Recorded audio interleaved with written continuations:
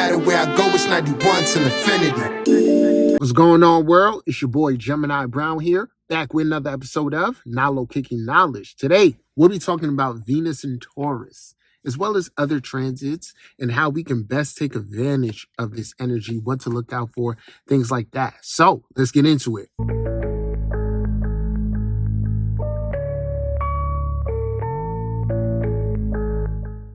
I hope this message finds everyone well. I hope everyone enjoyed that powerful, transformative moon in Scorpio.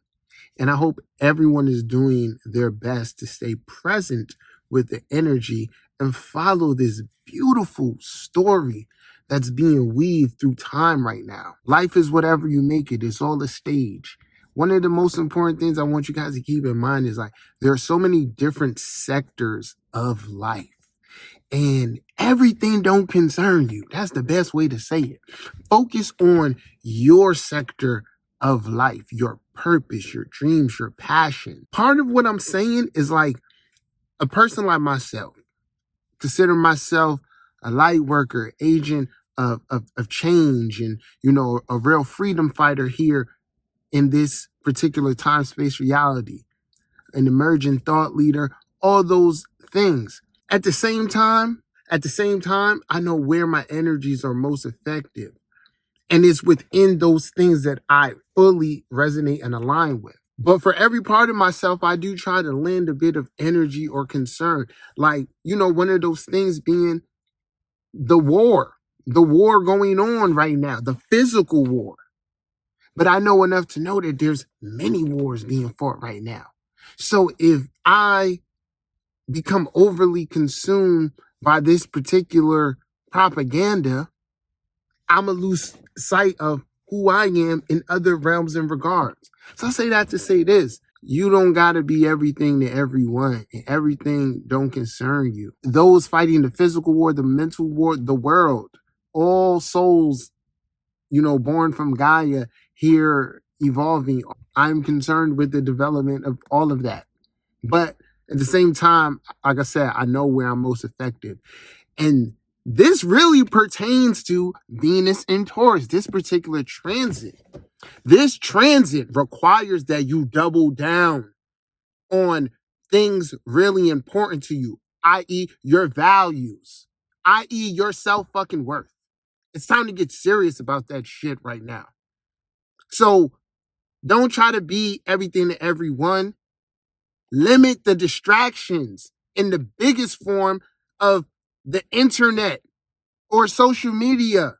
Now I could go into a whole side tangent about this, but I'm not, because we're all adults here and we have to discern for ourselves what is best. But as your teacher and as your guide and a student of the mind, I'm letting you know the internet is something that we have to, and our use of it is something that is an immense blessing. But without correct self-regulation, it ultimately uses you more than you use it. Coming back to topic, when you regulate that, I'm speaking from personal experience, you're more within the mind of being able to know what you want, what you're passionate about. And also, this is the underlying thing here. Your self-confidence to believe that you are doing something unique to yourself. The fact of the matter is, the internet is a unifying space which kind of connects you to the bigger mind and lets you know, in a sense, you're not alone in whatever it is that you're doing. You weren't first at it. You're not the only one doing it. You're not the best at it. You're just a particular version embodying or projecting this particular expression of being. Coming back here, this to Venus and Taurus, this is a great Mars and Aries. It's a great time of attraction. This isn't necessarily about, we just came off of Sun in Aries, which is about being in the full awareness of our individuality and steering the vehicle. Projecting ourselves in a more conscious way. Now with Sun in Taurus, Venus in Taurus, Mars here in Aries, it's about attracting the things that self needs in order to expand or survive in the space, thrive in the space, whatever it needs. So this being Venus's sign, the powers of attraction are greatly increased. But at the same time, that comes with great distraction. So I'm strongly suggesting developing an attitude of focus. One of the great things connected to Taurus energy is deep powers of concentration. Hence why this is a great gateway for meditation, and meditation being able to prime and open up that third eye. So this isn't a busybody time. It's more of a time where you want to be patient with yourself. Remember in my previous video, I said I feel like the energy is going to test our patience. Well, this is where we settle into patience. We're putting things into motion, and we have to give them the time to bloom. But we're giving them the attention. The things that we do that are helping those things bloom is us playing the game of attraction. So with coming off of a Mercury retrograde, we want to be tuning into, what did I learn? What kind of mind state am I taking with me forward? One of the mind states you should be taking is a directness, less indecision, more knowing of what it is that you want, and understanding that, hey, even if this doesn't go how I want it, I'm going to learn from it. Okay? So we want to be able to be decisive, but while still observing patience. Those of you with fixed energy, whether it be Scorpio, Leo, Aquarius, this is going to be a time where you feel like things start to move forward or can move forward, but it's going to require you getting out of your own way. For the mutable signs, this is going to be a time of clarity and where your ideas really can materialize, but it'll require some type of investment or practical adjustment. Okay, so be open towards the possibilities and be willing to invest to receive more. And I'm going to talk more about money. For all of us, this is important. And then cardinal signs. This is going to be a time where you really need to focus on collaboration and possibly like listening to others, making adjustments from a personal level. What can others teach me? Where have I been too fixed? What new qualities do I need to develop and become fixed into that? Particularly for cardinal and fixed signs, there's going to be a need to collaborate or know the value of others, right? And use your collaborations to your benefit. So if this is occurring in like your third house, your 11th house, 7th house, communication will be key. You and also going back to like directness, knowing your own perspective, okay, how you feel about things, but at the same time, being open towards hearing others. Now, I also like to look at the earth signs as signs of self-maintenance. There are ways in which we need to tend to ourselves. So Taurus dealing with survival. And in this world, that first and foremost correlates with food, right?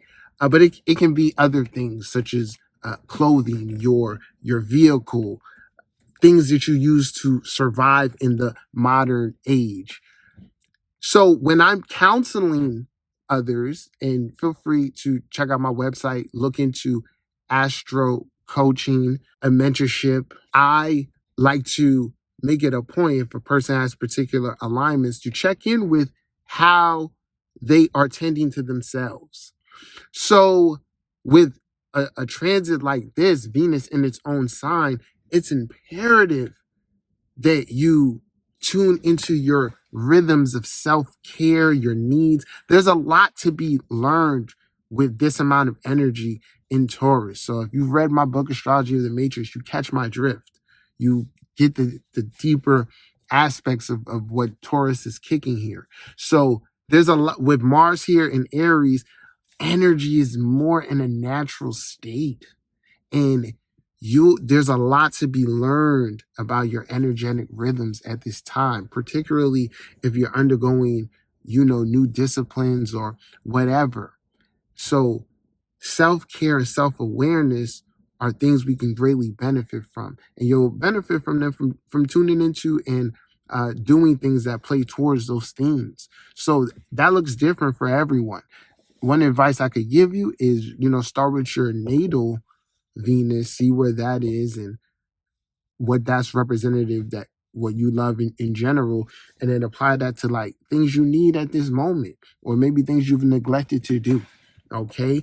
Also want to bring to your attention, I offer on my website house readings. So any transit going on, you can always reach out to me and say, hey, can you tell me what this transit entails for me? And this is a natural part that goes in my coaching service as well. So take advantage, GeminiBrown.com. So the next piece of advice I'm going to give everyone is focus on your money. This is the show me the money transit. Lock into Uranus in your chart and how that has financially impacted you since it's moved into Taurus. Then I want you to look at Jupiter and see how have your finances gone over this last year. And more so, how have you played towards that?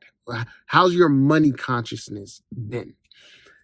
And now with Venus here, this is a time in which naturally you're going to want to expand upon these things. And going back to the idea of attraction, pay attention towards money-making opportunities in the most unconventional ways. As someone who loves sports but doesn't sports bet, I often feel like, man, I'm selling myself short. However, I'd rather not. I'd rather have the mental space for something else. But don't get me wrong. I've told you guys in the past that I made a bet, and on my first go round, I won. So I say this, a person like myself, I'll take a transit like this and say, well, I'm going to give myself a chance and do something unconventional. I'm going to make another sports bet, maybe the lottery, invest in something. But you want to give yourself a chance. And this is how we play the game of attraction, right? From a meditative standpoint, you could think, I'm planting this seed. From a meditative standpoint, you could think, I'm planting this seed here. What is going to bloom? And within every visualization, that comes more into form.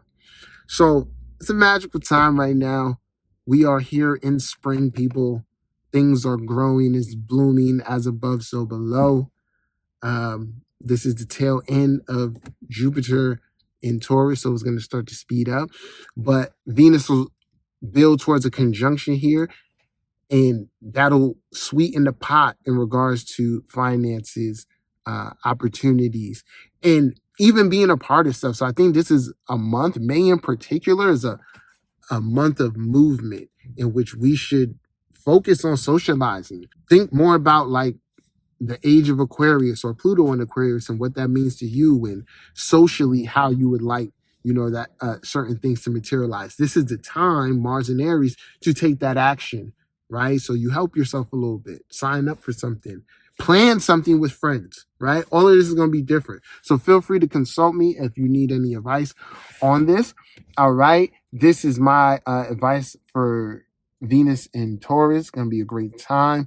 Check out my website, GeminiBrown.com. Check out my book, Astrology of the Matrix. Until next time, peace.